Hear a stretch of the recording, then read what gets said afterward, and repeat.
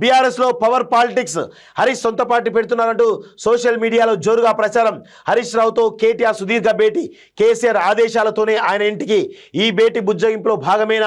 మరోవైపు అధినాయకత్వం మీద కవిత అసంతృప్తి అంటూ ప్రచారం. పార్టీపై ఆమె చేసిన వ్యాఖ్యలు వైరల్ చేస్తున్న కొందరు. గులాబీలో అంతర్గత పరిణామాలపై సర్వత్రా చర్చ అంటూ చూస్తాం. సో రంగంలోకి కేసీఆర్ ఆదేశాలతోనే కేటీఆర్ అంటే ఉప్పు నిప్పులా ఉన్నటువంటి ఇల్లు ఇప్పుడు కేసీఆర్ డైరెక్ట్గా కేటీఆర్కి చెప్పడంతో కేసీఆర్ ఆదేశాలతో కేటీఆర్ వెళ్ళి హరీష్ రావును కలిసి దాదాపు 2 గంటల సుదీర్ఘ చర్చ పెట్టి ఇప్పుడు ఏమవుతుందంటే మార్కెట్లో అంతా కూడా వీళ్ళిద్దరు ఒకటే ప్రచారం తీసుకుపోయే ప్రయత్నిస్తారు. సో అది జనాల్లో ఒక రకమైన చర్చ జరిగినప్పుడు కూడా సో వీళ్ళిద్దరు ఒకటే అనేది బీఆర్ఎస్ పార్టీ క్యాడర్ నమ్ముతోంది ఇప్పుడు. సో పార్టీ క్యాడర్ ఇప్పుడు కొంత ఉత్సాహంతో బయటకు వచ్చే అవకాశం అయితే కనబడుతుంది. సో పార్టీ క్యాడర్లో ఉత్సాహం నింపేందుకే కేసీఆర్ ఒక స్ట్రాటజీ తోటి కేటీఆర్ను హరీష్ రావు ఇంటికి పంపిండు. సో హరీష్ రావు మీద ఉన్నటువంటి వివక్ష అట్లనే కొనసాగుతుంది, అది రాసి పెట్టుకోండి. సో బీఆర్ఎస్ పార్టీలో జరుగుతున్న ఆసక్తి పరిణామాలపై రాష్ట్ర రాజకీయాల్లో జోరుగా చర్చ జరుగుతున్నది. అధికారం కోల్పోయాక బీఆర్ఎస్ పార్టీలో అనేకంటే కల్వకుంట్ల కుటుంబంలో పవర్ పాలిటిక్స్ నడుస్తున్నాయంటూ జోరుగా ప్రచారం జరుగుతోంది. ఈ పవర్ పాలిటిక్స్ చివరకు ఎక్కడికి దారితీస్తాయి అని పార్టీ వర్గాల్లోనూ సర్వత్రా చర్చ నడుస్తున్నట్లు టాక్. రాజకీయాల్లో సాధారణంగా అధికారంలో ఉన్నప్పుడు ఉండే ఆధిపత్య పోరు ప్రతిపక్షంలో ఉండదనేది వాస్తవం. అయితే ప్రస్తుతం అధికారానికి దూరమైన గులాబీ పార్టీలో బడా లీడర్ల మధ్య సమన్వయం కరువైంది. సో కేటీఆర్, హరీష్ రావు, కవిత ముగ్గురి మధ్య ఆధిపత్య పోరు సాగుతుందని, ఇది ఎక్కడికి దారితీస్తుందో అంటూ చర్చ మొదలైంది. పార్టీ నాయకులు సైతం దీనిపై ఆందోళన చెందుతున్నారు. కొద్ది రోజులుగా పార్టీలో అంతర్గతంగా జరుగుతున్న పరిణామాలపై పార్టీ నేతలను సైతం విస్మయానికి, కన్ఫ్యూజన్కు గురి చేస్తుంది అనేది చాలా స్పష్టంగా తెలుస్తున్న విషయం కనబడతా ఉంది.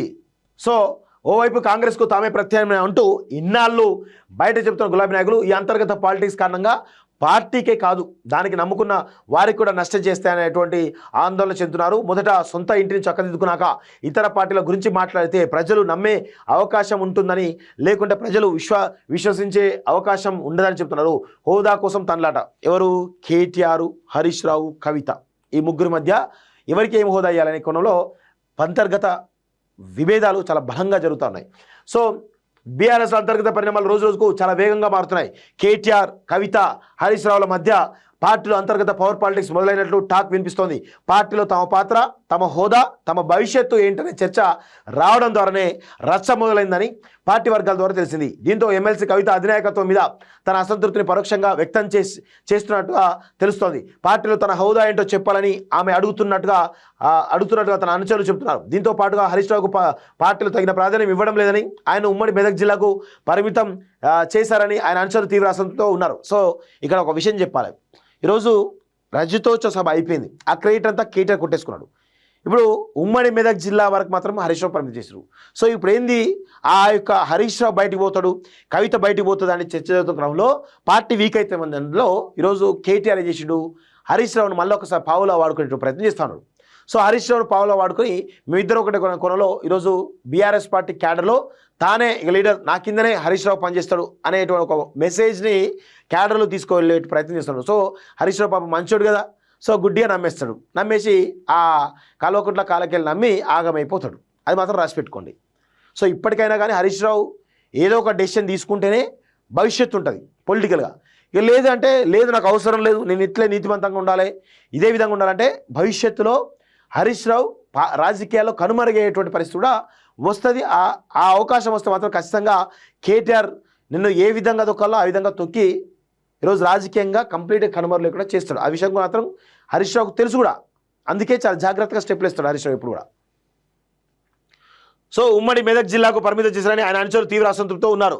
ఆయనకు ప్రస్తుతం కేవలం ఎమ్మెల్యే అనే పదవి తప్ప మరొకటి లేదని వారి అసంతృప్తి బహిరంగంగా సోషల్ మీడియా ద్వారా వ్యక్తం చేస్తున్నారు. సో ఇక్కడ విషయం ఏంటంటే, ఒకవేళ నిజంగా హరీష్ రావుకు ప్రాధాన్యం ఇవ్వాలి అనుకుంటే ఆల్రెడీ కేటీఆర్కు పార్టీ యొక్క కీలకమైన పదవి ఉంది వర్కింగ్ ప్రెసిడెంట్గా. సో కేసీఆర్ లేడు కాబట్టి మొత్తం పార్టీని తానే నడిపిస్తున్నాడు. ఇప్పుడు హరీష్ రావు కూడా బీఆర్ఎస్ పార్టీలో ఒక పిల్లర్ కాబట్టి కేసీఆర్కు అసెంబ్లీ ఏదైతే సిఎల్పి ఉంది కదా, సో ఆ బీఆర్ఎస్ ఎల్పీ ఉంది కదా, బీఆర్ఎస్ ఎల్పీ ఆల్రెడీ అధినేతగా చైర్మన్గా కేసీఆర్ కాబట్టి మరి డిప్యూటీ చైర్మన్, డిప్యూటీ చీఫ్ ఏదైతుందో అది మరి హరీష్ రావుకి ఇయ్యచ్చు కదా, అది ఇయ్యరు. అది ఇస్తే ఆయనకి అవకాశం ఎక్కువ ఉంటుంది, ఆయనకు మొత్తం ఆయనకు ప్రియారిటీ ఎక్కువ ఉంటుంది, ఆయనకు ప్రోటోకాల్ ఉంటుంది. సో ఈ కోణంలో ఆయనకి ఇవ్వకుండా ఈరోజు నిజంగా కేటీఆర్కు మీ ఇద్దరి మధ్య విభేదాలు లేవు అని అనుకుంటే హరీష్ రావుకి ఇమీడియట్గా బీఆర్ఎస్ ఎల్పీ పదవి వైస్ పదవి ఇవ్వండి చూద్దాం. ఇస్తే హరీష్ రావు మీరు ఒకటే దానిలో బలంగా చర్చ జరుగుతుంది. లేదంటే మాత్రం మీరు కేవలం హరీష్ రావును వాడుకునే దిశగా కేవలం ప్రచారం చేయడానికి మాత్రమే కలిసినట్టుగా తెలుస్తుంది. హరీష్తో కేటీఆర్ భేటీపై అనుమానాలు. బీఆర్ఎస్ వర్కింగ్ ప్రెసిడెంట్ కె తారక రామారావు శుక్రవారం తారక రామారావు శుక్రవారం మాజీ మంత్రి హరీష్ రావు ఇంటికి వెళ్లారు. దాదాపు 2 గంటల పాటు వీరి భేటీ జరిగింది. బయటకు హరీష్ రావు తండ్రి ఆరోగ్యం బాగాలేదని పరామర్శించడానికి కేటీఆర్ వెళ్ళారని చెబుతున్నాం. అసలు కారణం వేరుగా ఉందని పార్టీ వర్గాల ద్వారా తెలిసింది. పార్టీలో జరుగుతున్న పరిణామాలు, ప్రచారాలు, సోషల్ మీడియా వెలువెత్తున్నటువంటి వ్యతిరేక ప్రచార నేపథ్యంలో కేసీఆర్ స్వయంగా రంగంలోకి దిగినట్టుగా పార్టీ కీలక వ్యక్తుల ద్వారా తెలిసింది. కవిత ఒకవైపు అధిష్టానం మీద అసంతృప్తి వ్యక్తం చేయడం, పార్టీ మీద ఇటీవల ఆమె చేసిన కామెంట్లు అందులో భాగమైన గుర్తించి కొందరు వాటిని వైరల్ చేస్తున్నారు. దీనికి తోడు కవిత, హరీష్ రావు సైతం ప్రత్యేక పార్టీ పెడతారంటూ సోషల్ మీడియాలో జరుగుతున్నటువంటి ప్రచార నేపథ్యంలో వీటన్నింటినీ చక్కదిద్దడానికి కేసీఆర్ రంగంలోకి దిగి అన్నింటినీ సెట్ చేసినట్టు సమాచారం అంటూ చూస్తున్నాం. పార్టీ నేతలకు కేసీఆర్ కీలక హింటూ అంటూ చూస్తా ఉన్నాం. సో మేబీ కేటీఆర్ ఆయనకు అంటే హరీష్ రావు కేసీఆర్ పార్టీని వదిలేసి దాన్ని మరి హరీష్ రావుకు పూర్తిస్థాయి బాధ్యతలు అప్పగించే అవకాశం ఉంది. సో దానికోసమే హరీష్ రావుని కేటీఆర్కి అప్పగిస్తే హరీష్ రావును మొత్తంగా ఆ పార్టీలో కేటీఆర్ వెంట నడిచే విధంగా కేసీఆర్ ప్లాన్ చేసినట్టుగా తెలుస్తూ ఉంది. నెక్స్ట్, పిల్లల మర్రిలో అందాల భామలు. 800 ఏళ్ల మర్రి చెట్టు సందర్శన. గచ్చిబౌలి ఏఐజీ ఆసుపత్రిలో సందడి. అక్కడ అంతున వైద్యశాలపైన ఆరా అంటూ చూస్తున్నాం.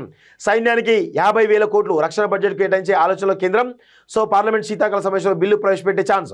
7 లక్షల కోట్లకు చేరిన డిఫెన్స్ బడ్జెట్ అంటూ చూస్తున్నాం. బీజేపీ అంతటి బలమైన పార్టీని చూడలేదు అంటూ చిదంబరం, ఏది కాంగ్రెస్ సంబంధించినటువంటి కీలక నేత చిదంబరం అంటా ఉన్నాడు. సో వాస్తవంగా కాంగ్రెస్కు బీజేపీకి చాలా తేడా ఉంటుంది. బీజేపీకి ఏమో ఒక ఐడియాలజీ బేస్గా ఉన్నటువంటి పార్టీ. అదేవిధంగా ఇక్కడ మెజారిటీ హిందువులందరూ కూడా ఈరోజు హిందువులకు ఎమోషన్స్ తోటి వాళ్ళు క్యాచ్ చేసుకునే పరిస్థితి కనబడ్డది.